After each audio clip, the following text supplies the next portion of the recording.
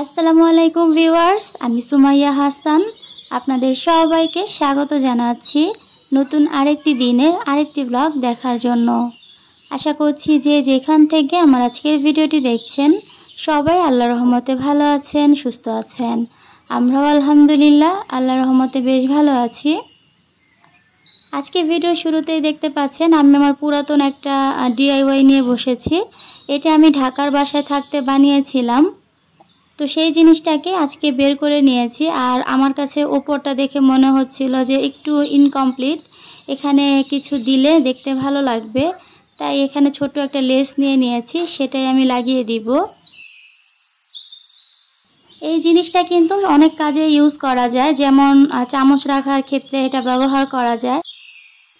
এছাড়া এখানে কিন্তু টুথপেস্ট, টুথব্রাশও রাখা যায়, আবার ছোটোখাটো কিছু জিনিস স্টোর করে রাখার জন্য এটা ব্যবহার করা যেতে পারে।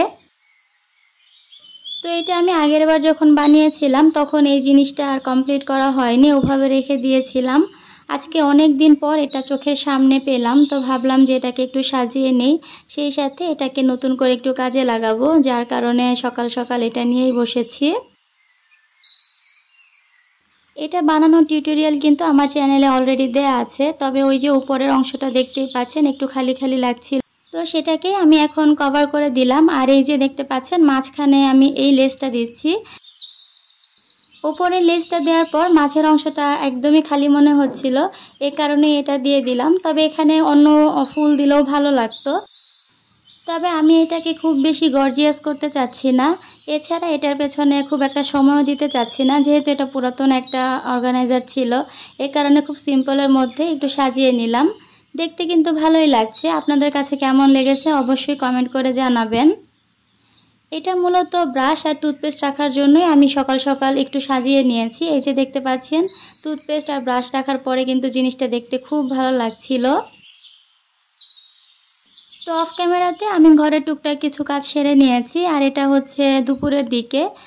তো এখানে আমি গোসল সেরে বাইরে যে শুকনো কাপড়গুলো ছিল সেগুলো তুলে নিচ্ছি, আর এখন যে কাপড়গুলো ধুয়ে নিয়ে এসেছি সেগুলো ছড়িয়ে দিব।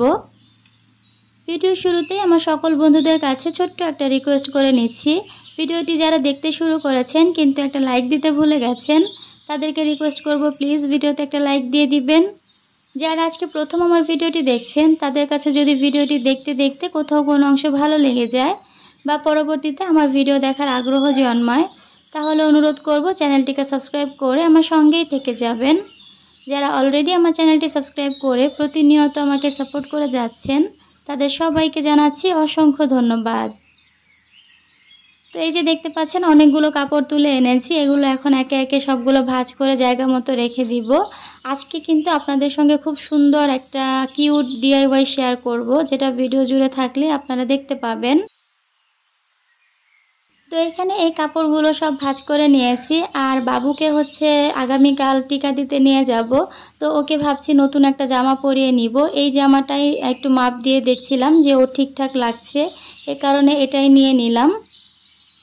যেহেতু কালকে ওকে পরাবো তাই আজকে জামাটা বের করে নিয়েছি, এটাকে ধুয়ে দিব আর কালকে সুন্দর মতো আয়রন করে ওকে পরাতে পারবো। এই জামাটা খুবই সুন্দর ছিল, এটা আমার ফ্রেন্ড আমার বাবুকে গিফট করেছিল, তো সেটাই আমি এখন ধোয়ার জন্য নিয়ে নিচ্ছি। এখানে বাবুর কিছু কাঁথাও ছিল, তো একসাথেই সব কিছু ধুয়ে দিব।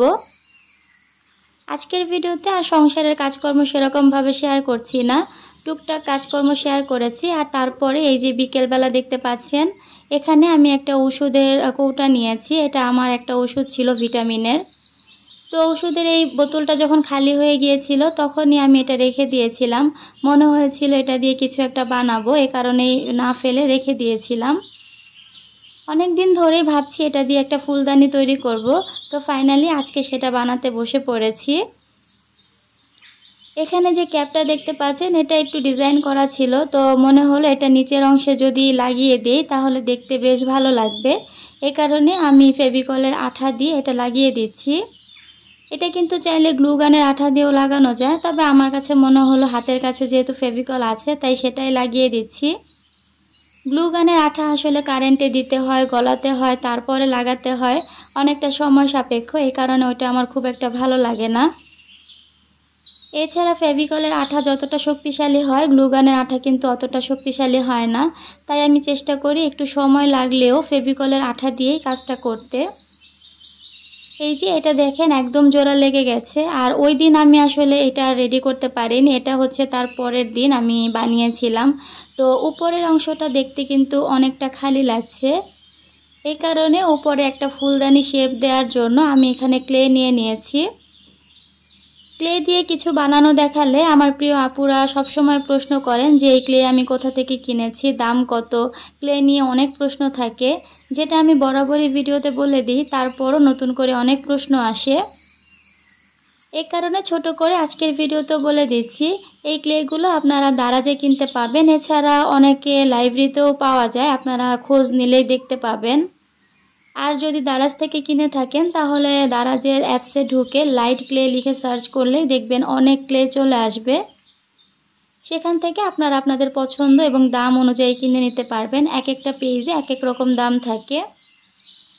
আমি 2 প্যাকেট কিনেছিলাম, কত দিয়ে কিনেছিলাম এই মুহূর্তে মনে নেই, তাই দামটা আর শেয়ার করতে পারছি না। তবে আপনারা দারাজে সার্চ করলে এগুলোর প্রাইস সম্পর্কে একটা ধারণা পেয়ে যাবেন। তো উপরের অংশটা আমি এরকম করে ডিজাইন করে দিচ্ছি। আর এই যে টুলসটা দিয়ে আমি ডিজাইন করছি এটা কিন্তু ক্লের সাথে আপনারা পেয়ে যাবেন, মানে ওই প্যাকেটের মধ্যে অনেকগুলো টুলস দেয়া থাকে ডেকোরেশন করার জন্য। মুখের অংশটা তো বানিয়ে নিয়েছি, এখন এই যে এই গলার অংশটা একটু খালি লাগছে, এই কারণে রেড কালারটা নিয়ে আমি এরকম করে একটা পাইপিনের মতো দিয়ে দিচ্ছি। এই ফুলদানিটা সাইজে একটু ছোট, তবে এত কিউট লাগছিল, বানানোর পর অনেক ভালো লেগেছে। নর্মালি ওষুধ খাওয়ার পর এই কৌটাগুলো কিন্তু আমরা ফেলেই দিই, এগুলো আসলে খুব একটা কাজে লাগানোর কথা আমাদের মাথায় থাকে না। তবে আমার কাছে কেন জানি মনে হয় একটা জিনিস ফেলার আগে একটু চিন্তা ভাবনা করে নিই যে এটা দিয়ে কিছু করা যায় কি না। যদি মনে হয় যে হ্যাঁ এটা দিয়ে কোনো আইডিয়া আসতে পারে তাহলে রেখে দেই, আর যদি মনে হয় না কোনো কাজে আসবে না তাহলে ফেলে দেই। নিচের অংশে যে বর্ডারটা দিয়েছি সেটাকে আমি এরকম গোলটা দিয়ে একটু শেপ দিয়ে দিচ্ছি, মানে একটু সৌন্দর্যের জন্য ডেকোরেশন করে নিচ্ছি। এই টুলসগুলো দিয়ে কিন্তু আপনারা ক্লের অনেক রকম ডিজাইন করতে পারবেন, ফুলের শেপ করতে পারবেন, ভেতরে পাতার যে অংশটা সেটা তৈরি করতে পারবেন। এটা এমনিতে হোয়াইট কালার, তবে দেখতে কালারটা একটু মলিন লাগছিল, এ কারণে আমি উপরে আরেকটু হোয়াইট কালার করে নিচ্ছি যেন এটা দেখতে একটু চকচকে মনে হয়। পুরোটা হোয়াইট কালার করার পর নিচেও আমি একটু ক্লে লাগিয়ে নিয়েছি, কারণ এটা যে ক্যাপটা ছিল সেটা সমানভাবে বসছিল না, এ কারণেই নিচের অংশে ক্লে দিয়ে সমান করে নিয়েছি যেন ফুলদানিটা সুন্দর মতো বসে। আর এভাবে নিচের অংশটা তো একটু ডেকোরেশন করে নিচ্ছি। আর ডেকোরেশনটা সম্পূর্ণ নিজের কাছে। আমি সবসময় আপনাদেরকে বলি যে আপনারা যখন কিছু বানাবেন চেষ্টা করবেন একদম নিজের মনের মতো করে কিছু বানাতে, দেখবেন অনেক আইডিয়া মাথায় চলে আসবে, যেটা আপনার ভালো লাগবে আপনি সেটাই করবেন, দেখবেন খুব সুন্দর জিনিস তৈরি হবে। তো এরকম ছোট ছোট কিছু ফুল আমি বানিয়ে নিয়েছি আর সেগুলোই এখানে লাগিয়ে দিচ্ছি।